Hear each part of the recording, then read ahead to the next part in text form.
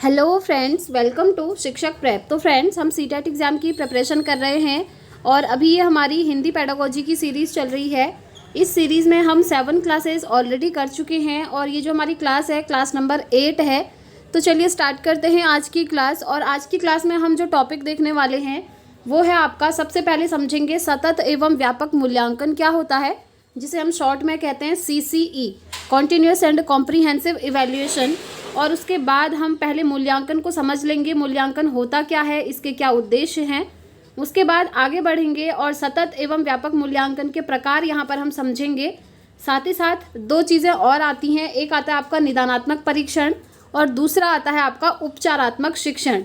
तो इन सारे टॉपिक्स को एक ही वीडियो में कवर अप करेंगे, तो वीडियो में एंड तक बने रहिएगा फ्रेंड्स, ताकि आपके ये सारे टॉपिक्स यहाँ से क्लियर हो जाएं। ठीक है, बाकी ये जो नेक्स्ट टॉपिक हैं फिर हम नेक्स्ट वीडियो में स्टार्ट करेंगे। तो चलिए स्टार्ट करते हैं आज का टॉपिक। और वीडियो स्टार्ट करने से पहले जो स्टूडेंट्स चैनल पर नए हैं उनको एक इन्फॉर्मेशन देनी है। आपको स्क्रीन पर फ्रेंड्स व्हाट्सअप नंबर दिख रहा होगा, अगर आप लोग चाहें तो सीटेट का पेड नोट्स आप ले सकते हैं इस दिए गए नंबर पर व्हाट्सअप करके। वहाँ से आप पहले डेमो नोट्स देख लीजिएगा और अगर आपको सही लगता है तो आप नोट्स को परचेज़ कर सकते हैं। काफ़ी सारे स्टूडेंट्स ऑलरेडी नोट्स को ले चुके हैं और उनके जो फीडबैक हैं वो मैंने आप लोगों के साथ टेलीग्राम और व्हाट्सअप चैनल पर भी शेयर किए थे। तो अगर आप लोगों ने अभी तक टेलीग्राम और व्हाट्सअप चैनल को फॉलो नहीं करा है तो आप लोग कर लीजिएगा फ्रेंड्स। उनके लिंक भी आपको इसी वीडियो के नीचे डिस्क्रिप्शन बॉक्स में अवेलेबल मिलेंगे, क्योंकि क्लासेस से रिलेटेड जितने भी इन्फॉर्मेशन होती है ना वहाँ पर आपको अपडेट दे दी जाती है। ठीक है, तो चलिए स्टार्ट करते हैं आज की क्लास। एंड यस, जो इससे पहले आपका सीटेट हुआ था जुलाई में, 7 जुलाई को, उसका आपका सर्टिफिकेट और मार्कशीट डिजी लॉकर पर आ चुका है। कल ही आ गया था फ्रेंड्स, और मैंने आपको टेलीग्राम पर अपडेट भी दिया था कि आ चुका है और किस तरीके से आप लोगों ने उसको डाउनलोड करके रखना है। ठीक है, फिर भी अगर किसी को डाउट है, नहीं हो रहा है, तो आप लोग कमेंट करके बता सकते हैं। तो चलिए स्टार्ट करते हैं आज की क्लास। सबसे पहले समझ लेते हैं मूल्यांकन क्या होता है, यानी कि इवैल्यूएशन क्या होता है। तो देखिए, मूल्यांकन एक ऐसी निरंतर चलने वाली प्रक्रिया है जिससे शिक्षक और छात्र के ज्ञान और सीखने की प्रक्रिया का आकलन करते हैं। ठीक है, शिक्षक क्या करते हैं, छात्र के ज्ञान और सीखने की प्रक्रिया का आकलन करते हैं, इसे हम कहते हैं मूल्यांकन। इससे क्या होता है, ये पता लगता है कि टीचर बच्चों को जो पढ़ा रहे हैं वो बच्चों को समझ में आ रहा है या फिर नहीं आ रहा है, किस हद तक बच्चे उस चीज़ को समझ पा रहे हैं। ये सारी चीज़ें पता करी जाती हैं इवैल्यूएट करके। अब देखिए, यहाँ पर एक चीज़ आप देख पा रहे होंगे, आकलन लिखा है। ये आकलन और मूल्यांकन, क्या ये अलग अलग चीज़ें हैं या एक ही चीज़ है? तो देखिए, ये जो आकलन होता है ना, इसको इंग्लिश में कहते हैं असेसमेंट। तो ये जो असेसमेंट है ये आपका मूल्यांकन का ही एक हिस्सा होता है। ध्यान में रखना है, क्योंकि बहुत सारे स्टूडेंट्स इस चीज़ को लेकर कंफ्यूज हो जाते हैं कि मूल्यांकन अलग चीज़ है, आकलन अलग चीज़ है या एक ही चीज़ है। तो देखिए, मूल्यांकन क्या है ना, आपका एक ब्रॉड टर्म है, यानी कि व्यापक रूप है, बड़ा रूप है, और उसी के अंदर आता है एक छोटी सी चीज़ जिसे हम कहते हैं असेसमेंट, यानी कि आकलन। ठीक है, चलिए आगे बढ़ते हैं। अब देखिए, आकलन में क्या देखा जाता है और मूल्यांकन में क्या देखा जाता है, उसको क्लियर कर लेते हैं। आकलन में यह देखा जाता है कि शिक्षक द्वारा दिया गया ज्ञान बच्चे ने कितना सीखा है। जैसे स्कूल में आपके एग्ज़ाम्स होते हैं, पेन पेपर पेंसिल टेस्ट होता है, इस तरीके से हम कहते हैं। तो वो जो एग्ज़ाम्स होते हैं ना, वो सिर्फ आपका क्या है, आकलन है। असेसमेंट किया जाता है कि जो क्वेश्चन आपको एग्ज़ाम में दिए गए हैं आप उन्हें अटैम्प्ट कर रहे हैं, आप आंसर सही कर रहे हैं या नहीं कर रहे हैं। ये एक छोटी सी चीज़ है जिसे हम कहते हैं असेस करना, यानी कि आकलन करना। ठीक है, लेकिन मूल्यांकन क्या होता है, देखिए, आकलन के बाद मूल्यांकन किया जाता है और मूल्यांकन एक व्यापक प्रक्रिया है। तो मूल्यांकन के अंदर ना असेसमेंट तो आता ही है, जैसे पेन पेपर जो टेस्ट होता है वो तो आएगा ही, साथ में जो अदर एक्टिविटीज़ होती हैं, लाइक स्कूल में बहुत सारी चीज़ें होती हैं, जैसे कभी डिबेट कंपटीशन हो गया, कभी कोई ग्रुप में कोई और कंपटीशन करवा दिया, या फिर आपका जो स्पोर्ट्स वगैरह होता है, ये सारी चीज़ें आपकी इवैल्यूएशन के अंदर आती हैं। और अगर किसी एक स्पेसिफिक चीज़ की बात करी जाएगी तो वो आपका आकलन होगा। ठीक है, अब देखिए, आकलन में सिर्फ ये होता है, आप ये बता सकते हैं कि बच्चे ने कितने नंबर जो हैं पाए हैं। जैसे आपने 50 मार्क्स का एक टेस्ट करवाया, उसमें से बच्चे के कितने नंबर आए हैं आप ये बता सकते हैं। ये सिर्फ एक आकलन है। लेकिन मूल्यांकन में क्या होता है ना, आप बच्चे का ओवरऑल बिहेवियर बता सकते हैं कि बच्चा किस तरीके का है, लोगों से किस तरीके से बातचीत करता है, उसे क्या चीज़ अच्छी लगती है, क्या नहीं लगती है, वो स्कूल में जो कंपटीशन होते हैं वहाँ पार्टिसिपेट करता है या नहीं करता है, स्पोर्ट्स में उसका इंटरेस्ट है या नहीं है, ये सारी चीज़ें आप बता सकते हैं मूल्यांकन के थ्रू। ठीक है, तो मूल्यांकन आपका एक ब्रॉड टर्म हो गया और आकलन जो है उसके अंदर का एक छोटा सा टर्म है। आई थिंक अब आप लोग इन दोनों में जो है समझ गए होंगे डिफरेंस कि आकलन क्या होता है और मूल्यांकन क्या होता है। ठीक है, चलिए आगे बढ़ते हैं। अब पढ़ेंगे हम फ्रेंड्स मूल्यांकन के उद्देश्य। ये टॉपिक बहुत ज़्यादा इंपॉर्टेंट है फ्रेंड्स, और ये टॉपिक ना हिंदी पेडागोजी में ही नहीं बल्कि आपके सारे सब्जेक्ट में इंपॉर्टेंट है, क्योंकि ये जो मूल्यांकन है इससे रिलेटेड क्वेश्चन आपको CDP में भी देखने को मिलेंगे, मैथ्स में भी देखने को मिलेंगे, इंग्लिश में भी देखने को मिलेगा, हिंदी में तो आप देख ही रहे हैं, EVS है, साइंस है, SST है, सभी जगह ये पूछा जाता है। तो कुछ टॉपिक्स ऐसे हैं जो कि कॉमन है सारे सब्जेक्ट में, उन्हें आप ज़रूर कवर अप कर लीजिएगा, क्योंकि अगर आप उन्हें एक जगह से भी पढ़ लेते हैं ना तो सारे सब्जेक्ट के लिए वो रेडी हो जाएगा। ठीक है, तो देखिए मूल्यांकन के उद्देश्य क्या हैं। सबसे पहला है बच्चों की योग्यताओं, कुशलताओं, रुचियों आदि का पता लगाना और उनके अनुसार शिक्षण विधि को निर्धारित करना। अब देखिए जैसे आपने 5 चैप्टर बच्चों को पढ़ा दिए, ठीक है, सपोज़ करिए आप टीचर हैं, आपके 5 चैप्टर कंप्लीट हो गए हैं, उसके बाद आप चाह रहे हैं कि एक बार टेस्ट लिया जाए और ये देखा जाए कि बच्चों ने कितना पढ़ा है, बच्चे पढ़ रहे हैं पीछे की चीज़ें या नहीं पढ़ रहे हैं, उन्हें समझ में आ रहा है या नहीं आ रहा है। तो उसके लिए आप उनका टेस्ट लेंगे और टेस्ट लेने के बाद आपको पता लगेगा कि बच्चों ने पढ़ाई करी या फिर नहीं करी, उन्हें चीज़ें समझ में आ रही हैं या फिर नहीं आ रही हैं। अब आपने देखा, आपने उन 5 चैप्टर का जो है एक टेस्ट लिया 10 नंबर का, 10 में से किसी बच्चे के 2 ही नंबर आ रहे हैं, तो वहाँ पर आप क्या करेंगे, वहाँ पर आप जानने की कोशिश करेंगे कि बच्चे के 2 ही नंबर कैसे आए, 10 में से 8 नंबर कहाँ गए। इसका मतलब बच्चे ने चीज़ें नहीं सीखी हैं। फिर टीचर की ही रिस्पॉन्सिबिलिटी है ये जानने की कि बच्चे को क्यों नहीं समझ में आ रहा है। देखिए यहाँ पर लिखी है उनके अनुसार शिक्षण विधि को निर्धारित करना। तो उसके बाद जो है टीचर अपनी शिक्षण विधि को चेंज करके बच्चों को पढ़ाएंगे, क्योंकि जो शिक्षण की विधियाँ होती हैं वो तो बहुत सारी होती हैं। आप जानते हैं जैसे लेक्चर मेथड है, आपकी भाषण विधि है, डेमोन्स्ट्रेशन मेथड होता है, या फिर होता है लर्निंग बाय डूइंग, करके सीखना होता है, एक्सपेरिमेंट के थ्रू सिखाते हैं। तो काफ़ी सारे टीचर्स ऐसे होते हैं जो सिर्फ लेक्चर मेथड से पढ़ाते हैं और बच्चे बहुत बोर होने लगते हैं। तो वहाँ पर टीचर को क्या करना पड़ेगा, अपनी टीचिंग मेथड को चेंज करना पड़ेगा।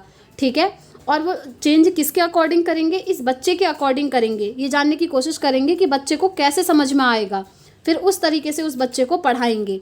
तो मूल्यांकन का उद्देश्य यही होता है कि बच्चों को आप अर्थपूर्ण ज्ञान दे सकें, और वो भी उनकी रुचि के अनुसार, यानी कि बच्चे उसको रुचि के अनुसार पढ़ें। ये है मेन एम। ठीक है, नेक्स्ट है विद्यार्थियों को भाषाई कौशल, सुनना, बोलना, पढ़ना, लिखना, इनकी प्रगति का आकलन करना। आप जानते हैं भाषाई कौशल तो हम पढ़ चुके हैं, यानी कि लैंग्वेज स्किल्स, ये 4 होती हैं ना, सुनना, बोलना, पढ़ना और लिखना। और शॉर्ट में मैंने आपको ट्रिक भी बताई थी याद करने की, सु, बो, प, ली। ठीक है, ये भाषाई कौशल हैं, इनके बारे में डिटेल वीडियो हम I think class 1st and 2nd में कर चुके हैं। तो देखिए ये जो भाषाई कौशल होते हैं इनकी प्रगति का आकलन करना मूल्यांकन का उद्देश्य है। यानी कि ये जो सुनना है, सुनना को हम क्या कहते हैं, श्रवण कौशल कहते हैं। बोलना होता है वाचन कौशल, पढ़ना होता है पठन कौशल, और लिखना क्या होता है, लेखन कौशल होता है। तो ये जितने भी कौशल हैं बच्चों ने अचीव करे हैं या फिर नहीं करे हैं। ठीक है, ये चीज़ें जो है पता करी जाती हैं मूल्यांकन में। नेक्स्ट आता है बालकों के चहुमुखी आकलन तथा चहुमुखी विकास करना। अब ये चहुमुखी विकास क्या होता है, चहुमुखी विकास को आप समझ सकते हैं 360 डिग्री असेसमेंट, यानी कि बच्चे का हर एस्पेक्ट में आकलन करना और आकलन करने के बाद उनमें वो सारी चीज़ें डेवलप करना, उनको विकसित करना। अब वो सारी चीज़ें क्या हैं, देखिए मूल्यांकन का उद्देश्य सिर्फ ये नहीं होता कि आप बच्चों को सिर्फ पढ़ा रहे हैं। मूल्यांकन का उद्देश्य होता है बच्चे का चहुमुखी विकास करना, ऑल ओवर डेवलपमेंट इसको कहते हैं। इसमें क्या होता है, आप पढ़ाएंगे वो तो ठीक है, रिस्पॉन्सिबिलिटी है आपकी कि आप बच्चों को पढ़ाएंगे, साथ ही साथ उससे अदर जितने भी गुण होते हैं, जैसे बच्चों का संज्ञानात्मक विकास करना, संवेगात्मक विकास है, व्यावहारिक विकास है, चारित्रिक विकास भी उसको बोल देते हैं। आप जानते हैं ये सारी चीज़ें, इन सभी का विकास करना होता है बच्चों के अंदर। इसीलिए हम कहते हैं यही डिफरेंस है मूल्यांकन और आकलन में भी। आकलन में सिर्फ आप बच्चों को पढ़ा रहे हैं, लेकिन मूल्यांकन में आप सारी चीज़ें देखेंगे। ठीक है, वो कैसे लोगों से बिहेव करता है, उसके अंदर सामाजिक कौशल हैं या नहीं हैं, वो समाज में जाना पसंद करता है या नहीं करता है। तो ये सारी चीज़ें स्कूल में ही डेवलप कराई जाती हैं। अब सपोज़ करिए एक बच्चा है जो कभी सोसाइटी में नहीं जाता, उसको समाज में लोगों के साथ बातचीत करना पसंद नहीं है, तो टीचर क्या कर सकते हैं स्कूल में? टीचर स्कूल में बच्चों के अलग अलग ग्रुप बना करके उनको कुछ दे सकते हैं एक्टिविटीज़ करने को। वहाँ पर क्या होगा, बच्चा जो है अपने ग्रुप में लोगों से इंटरेक्ट करेगा। इस तरीके से धीरे धीरे उसके अंदर सोशल स्किल्स यानी कि सामाजिक कौशल विकसित होंगे। ठीक है, तो यही होता है मूल्यांकन का उद्देश्य।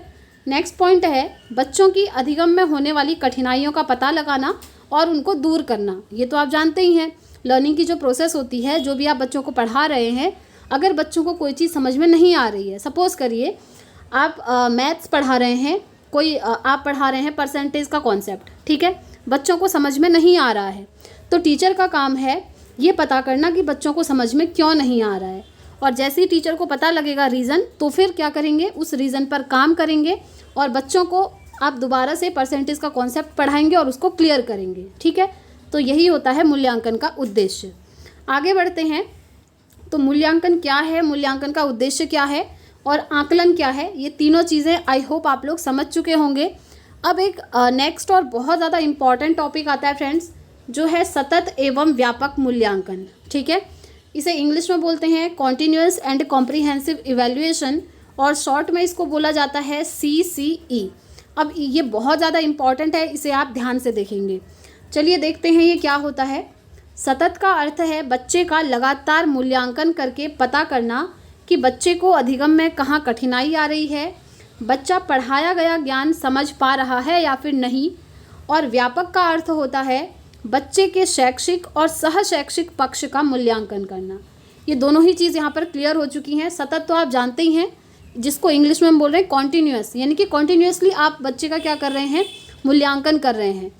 अब ये कॉन्टीन्यूअस क्या होता है, कॉन्टीन्यूअस मतलब ये नहीं है कि आप पर डे बच्चे का मूल्यांकन करेंगे, नहीं। अब इसे हम थोड़ा डिटेल में समझने की कोशिश करते हैं। तो देखिए सतत में क्या होता है ना कि कंटिन्यूअस बच्चे का मूल्यांकन किया जाता है। जैसे आपने आज आपके जो है 2 चैप्टर कंप्लीट हो गए हैं, उसके बाद आप बच्चों का एक टेस्ट ले लीजिए जिसको हम यूनिट टेस्ट के नाम से जानते हैं। तो ये जो आपको यूनिट टेस्ट आते हैं ना, ये सतत मूल्यांकन हो गया। यानी कि आपका जो एनुअल एग्ज़ाम है उससे पहले आप कई बार बच्चों का यूनिट टेस्ट ले रहे हैं, और इससे क्या होता है, इससे ये पता लग जाएगा कि आप जितने भी चैप्टर बच्चों को पढ़ाते जा रहे हैं वो बच्चों को समझ आ रहे हैं या फिर नहीं आ रहे हैं। यही होता है आपका सतत मूल्यांकन। ठीक है, और व्यापक मूल्यांकन की अगर बात करें तो जैसे कि नाम से ही क्लियर है, व्यापक मतलब क्या है, कॉम्प्रिहेंसिव, बड़े रूप में मूल्यांकन करना। ठीक है, बड़े रूप में कहने का मतलब है आप एग्ज़ाम तो बच्चों का लेंगे, पेन पेपर टेस्ट तो आएगा ही, साथ ही साथ ये जो व्यापक मूल्यांकन है ना, इसके अंदर 2 चीज़ें आती हैं। चलिए मैं यहाँ पर आपको बना के दिखा देती हूँ एक बार। व्यापक मूल्यांकन हम पढ़ रहे हैं यहाँ पर, ठीक है, सतत तो आपका हो चुका है। तो व्यापक मूल्यांकन में क्या है, एक आता है आपका शैक्षिक मूल्यांकन और एक आता है सह शैक्षिक मूल्यांकन। आप देख पा रहे होंगे नोट्स में मैंने मेंशन किया हुआ है अच्छी तरीके से। तो शैक्षिक मूल्यांकन के अंदर क्या आता है, बच्चे का पेन पेपर टेस्ट लेना, ठीक है, जैसे यूनिट टेस्ट हो गया, एनुअल एग्जाम हो गया, ये चीज़ें। और सह शैक्षिक पक्ष में आता है पेन पेपर टेस्ट के अलावा जितनी भी एक्टिविटीज़ स्कूल में होती हैं, जैसे स्पोर्ट्स होता है, जैसे कंपटीशन होते हैं, जैसे बच्चों को आप फील्ड ट्रिप पर ले गए हैं, ये सारी चीज़ें आपकी सह शैक्षिक पक्ष के अंतर्गत आती हैं। ठीक है, इसको इंग्लिश में बोलते हैं शैक्षिक को स्कोलेस्टिक आस्पेक्ट, और सह शैक्षिक को बोला जाता है को स्कोलेस्टिक आस्पेक्ट। ठीक है, आगे बढ़ते हैं।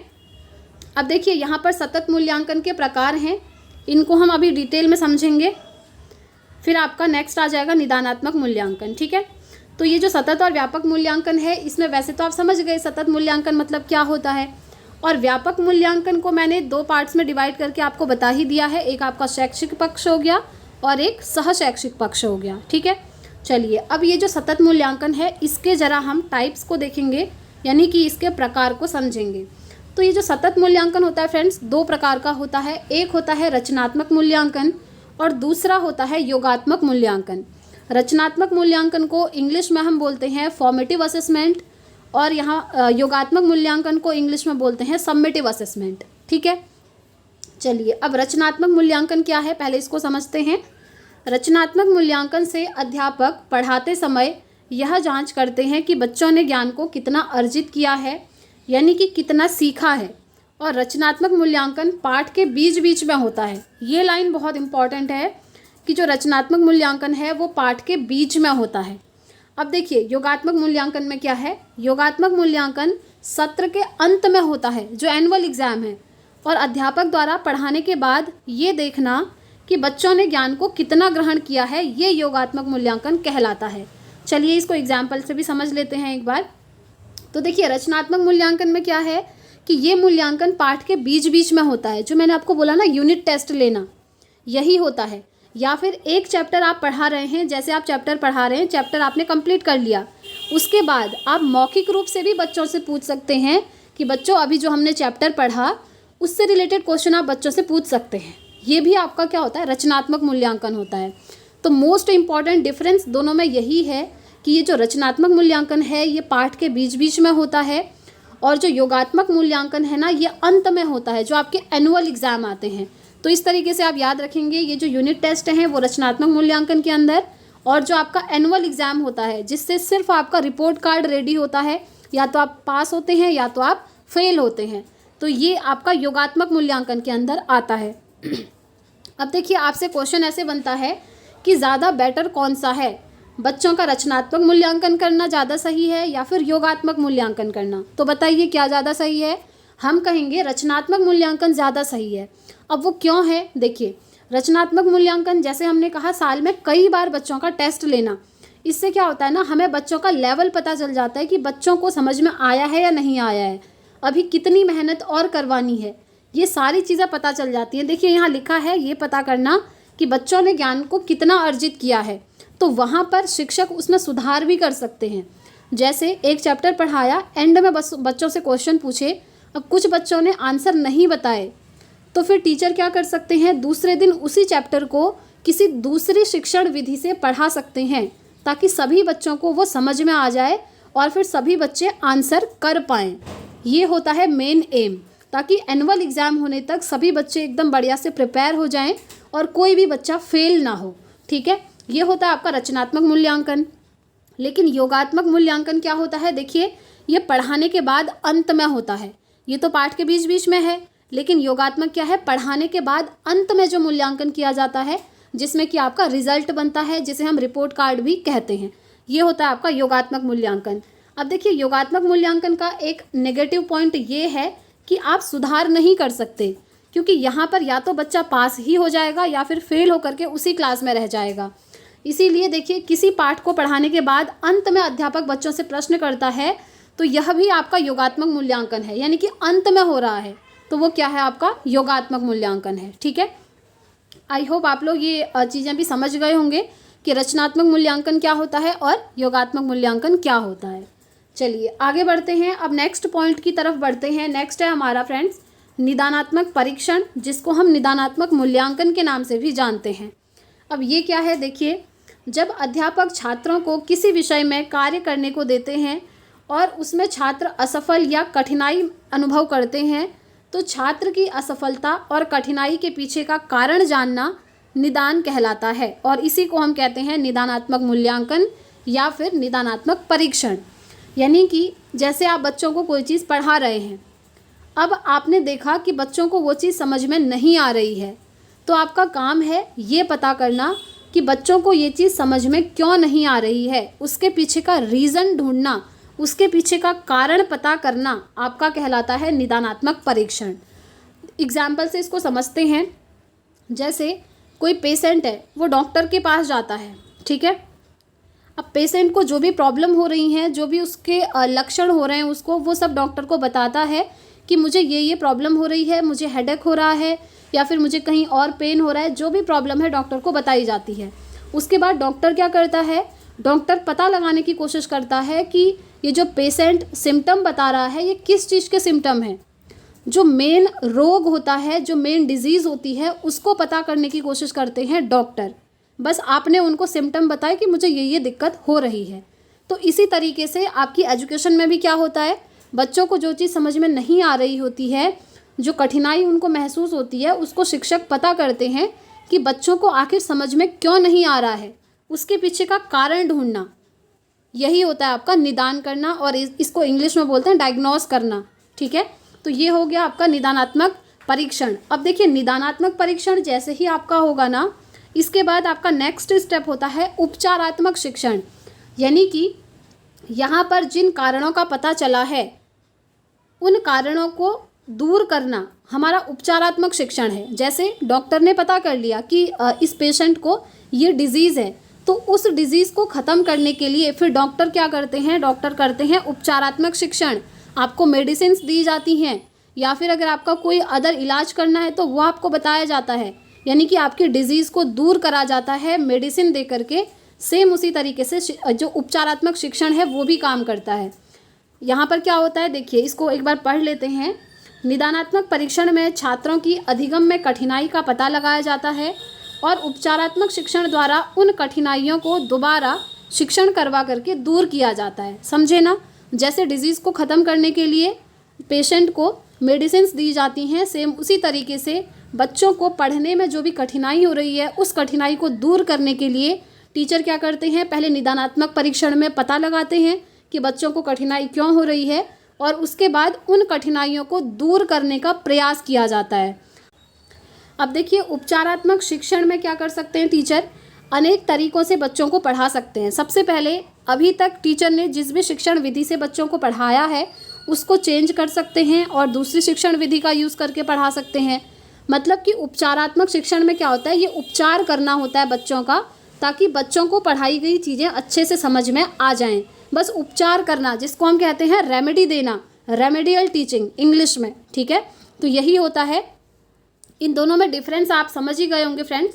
निदानात्मक में हो गया पता लगाना कि बच्चों को चीज़ें समझ में क्यों नहीं आ रही हैं, और उपचारात्मक शिक्षण में उन चीज़ों का पता लगा करके उस पर काम करना और कोशिश करना कि बच्चों को चीज़ें समझ में आ जाएं। बस इतना ही कॉन्सेप्ट है आपका, और आई होप आप लोग समझ भी गए होंगे कि ये उपचारात्मक शिक्षण क्या है, निदानात्मक परीक्षण क्या है। साथ ही साथ आपका जो सतत मूल्यांकन के प्रकार हैं, रचनात्मक और योगात्मक, ये भी आप समझ गए होंगे। और सीसी तो आप समझ ही गए हैं, यानी कि सतत एवं व्यापक मूल्यांकन, ये इसी का पूरा डिटेल में अभी हमने पढ़ा है। और इससे पहले हमने ये समझा कि मूल्यांकन क्या होता है और मूल्यांकन के उद्देश्य क्या होते हैं। तो फ्रेंड्स आज की क्लास में हमने काफ़ी सारे टॉपिक्स कंप्लीट कर लिए हैं। इससे आगे के जो टॉपिक हैं हम नेक्स्ट क्लास में कवर अप करेंगे। एक बार हम देख लेते हैं कि नेक्स्ट क्लास में हम क्या पढ़ने वाले हैं। देखिए एक लाइन और लिखी है कि निदानात्मक परीक्षण के बाद ही आपका उपचारात्मक शिक्षण होता है, ठीक है। यानी कि जब पता लगेगा कि बच्चों को कोई चीज़ समझ में क्यों नहीं आ रही है, तभी उस समस्या को आप दूर कर पाएंगे उपचारात्मक शिक्षण का यूज़ करके। अब देखिए नेक्स्ट क्लास में हम पढ़ने वाले हैं, एक तो आपका परीक्षण पढ़ेंगे जिसमें हमारा उपलब्धि परीक्षण और दक्षता परीक्षण आता है, और अभिरुचि परीक्षण भी इसी में है। उसके बाद अच्छे परीक्षण की विशेषताएं, देखिए यहाँ से बहुत क्वेश्चन आपके बन जाते हैं, इसको हम डिटेल में समझेंगे। साथ ही साथ पोर्टफोलियो है। उसके बाद अभी आपका बहुत सारा सिलेबस बचा हुआ है फ्रेंड्स, इसीलिए हम क्लासेस को थोड़ा सा लॉन्ग कर रहे हैं आजकल, ताकि आपका सिलेबस भी कवर अप हो सके और सारी चीज़ों को एकदम डिटेल से एक्सप्लेन करके समझ रहे हैं, ठीक है। और कल हमारी क्लास आएगी CDP की, क्योंकि आप जानते ही हैं फ्रेंड्स वीकली हमने डेज़ को डिवाइड किया है ऑल्टरनेटिव मैनर पे। एक दिन आपका CDP होता है एंड दूसरे दिन आपका हिंदी पेडागोजी होता है। जैसे ही आपके ये दोनों सब्जेक्ट कवर अप हो जाएंगे ना, उसके बाद हम नेक्स्ट सब्जेक्ट स्टार्ट करेंगे। अच्छा हाँ, आप में से बहुत सारे स्टूडेंट्स के कमेंट्स आए थे कि हमारा इंग्लिश, EVS और मैथ साइंस, इनकी क्लासेस आप कब स्टार्ट करेंगी। तो देखिए जैसे ही आपका हिंदी और CDP का कवर अप हो जाएगा, उसके बाद हम नेक्स्ट 2 सब्जेक्ट पढ़ना स्टार्ट कर देंगे। अभी आपका नोटिफिकेशन नहीं आया है फ्रेंड्स, और नोटिफिकेशन आपको इसी मंथ देखने को मिल जाएगा, और एग्ज़ाम आपका दिसंबर 2024 में होने वाला है। तो हम कोशिश करेंगे कि तब तक आपका पूरा सिलेबस कवर अप हो जाए। तो आज की क्लास आपको कैसी लगी कमेंट करके ज़रूर बताइएगा फ्रेंड्स। वीडियो पसंद आती है तो प्लीज़ वीडियो को लाइक भी ज़रूर करें। तो आज की वीडियो में इतना ही रखते हैं, मिलते हैं फ्रेंड्स कल अपनी नेक्स्ट वीडियो के साथ। Thanks for watching.